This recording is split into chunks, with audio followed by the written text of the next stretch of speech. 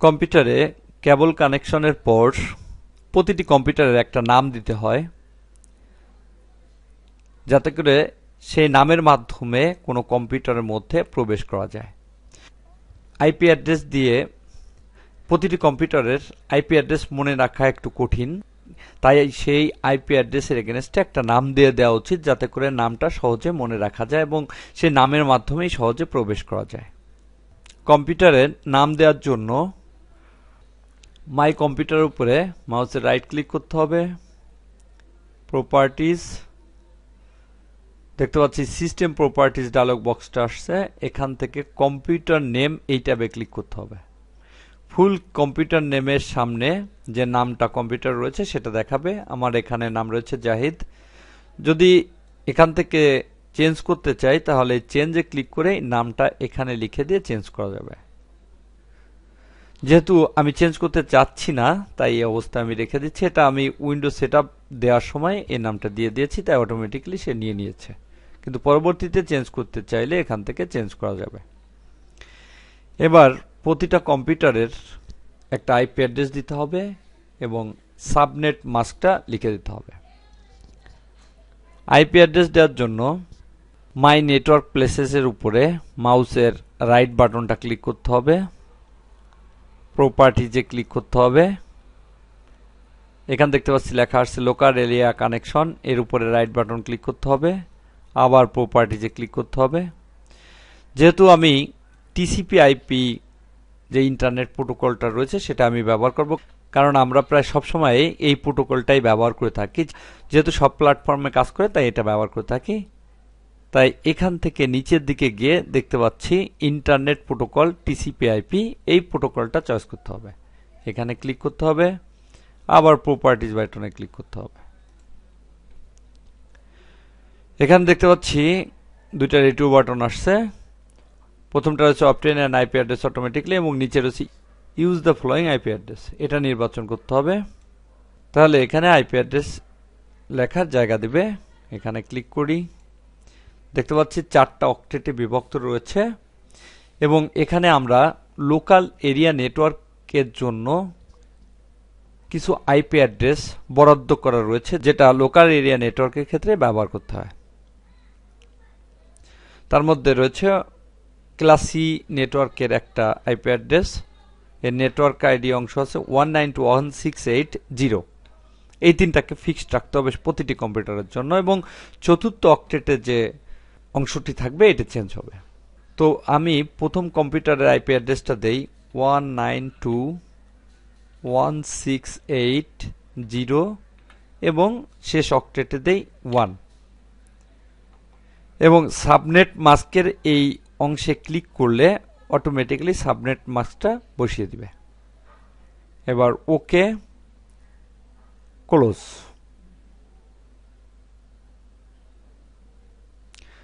তাহলে দেখতে পাচ্ছি আইপি অ্যাড্রেসটা নিয়ে নিয়েছে।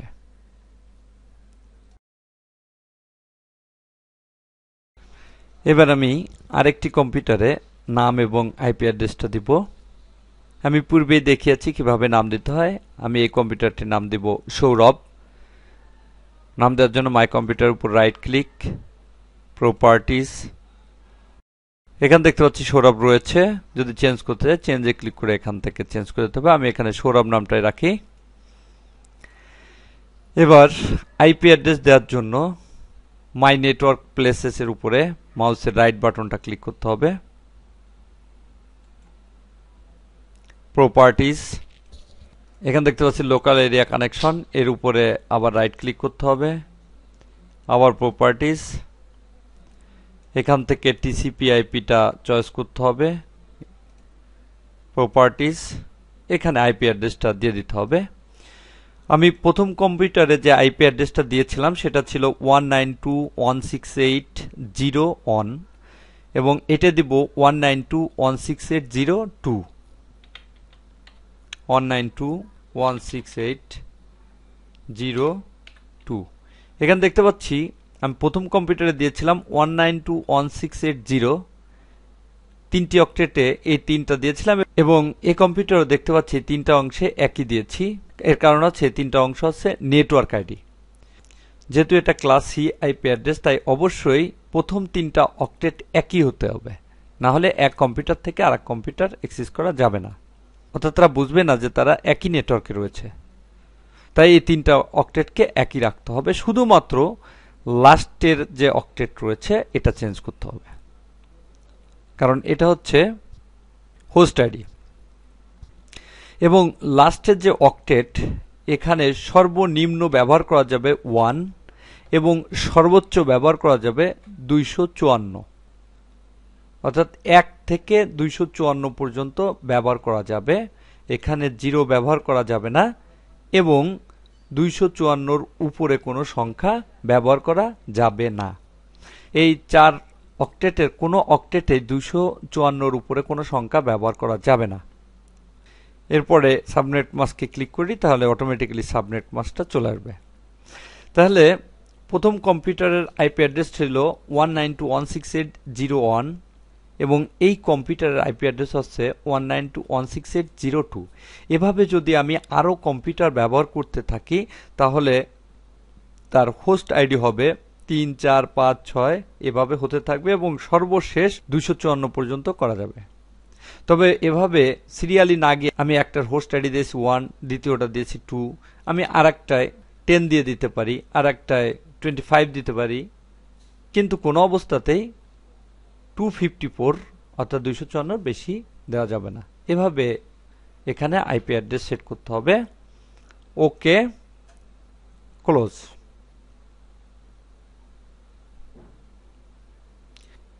তাহলে দুইটা কম্পিউটারে আইপি অ্যাড্রেস দেওয়া হয়ে গেল। এবার আইপি অ্যাড্রেসগুলো ঠিক মতো বসানো হয়েছে কিনা এটা দেখার জন্য স্টার্টে ক্লিক করতে হবে, রানে ক্লিক করতে হবে এবং এখান থেকে পিং করতে হবে, অর্থাৎ এখানে লিখে হতে হবে পিং। এই কম্পিউটার আইপি হচ্ছে 192.168.0.2, তাই এখানে লিখে দিতে হবে 192.168.0.2। এটা দিয়ে ওকেতে ক্লিক করতে হবে। দেখতে পাচ্ছি এখানে টিটিএল এরকম পুরো একটা লাইন আসছে। এই লাইনগুলো আসলে বুঝতে হবে নেটওয়ার্কটি ঠিকমতো কাজ করছে। অথবা এখান থেকে সিএমডি লিখে ডসের উইন্ডোটা সেটা নিয়ে আসা যায়। এখানে দেখতে পাচ্ছি সি ড্রাইভের পরে একটা লাইন রয়েছে, এখান থেকে বেরিয়ে আসার জন্য সিডি লিখে ব্যাকস্ল্যাশ চাপতে হবে, বেরিয়ে আসলাম।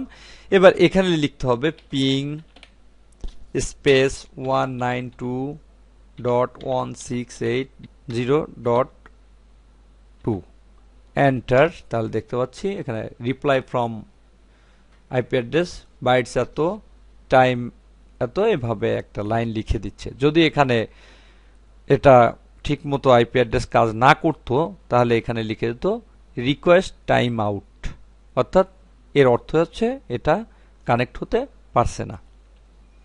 এভাবে আইপি অ্যাড্রেসগুলো চেক করা যায়। আবার আমি এখানে এই কম্পিউটারটার নাম দিয়েছি সৌরভ। আমি যদি আইপি অ্যাড্রেস না লিখে সৌরভ লিখি তাও একই ধরনের রিপ্লাই দেবে, অর্থাৎ সৌরভ বলতে এখানে ওই আইপি অ্যাড্রেসটাকেই বোঝানো হয়েছে। আমি এখানে লিখে দেখি পিং স্পেস সৌরভ, এন্টার। তাহলে দেখতে পাচ্ছি একই ধরনের লেখা আসছে, অর্থাৎ কম্পিউটারের যে নাম দেওয়া হবে এবং যে আইপি অ্যাড্রেস দেওয়া হবে এটা এই আইপি অ্যাড্রেসেরই নাম বোঝানো হয়েছে। তাহলে আমরা দেখলাম কিভাবে একাধিক কম্পিউটারে আইপি অ্যাড্রেস দিতে হয় এবং সাবনেট মাস্ক সেট করতে হয়, এবং আইপি অ্যাড্রেসটা ঠিক মতো কাজ করছে কিনা সেটা চেক করার জন্য রানে গিয়ে ডস কমান্ড প্রম্পটে গিয়ে সেখান থেকে এটাকে চেক করা যায়।